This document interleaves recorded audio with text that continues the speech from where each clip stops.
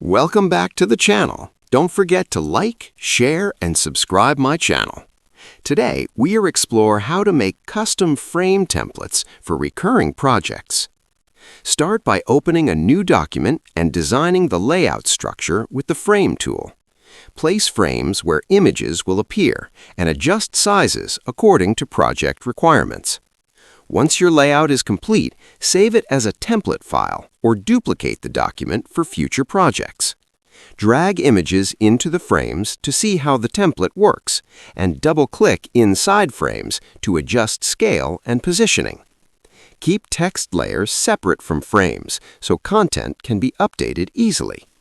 You can apply consistent effects like shadows,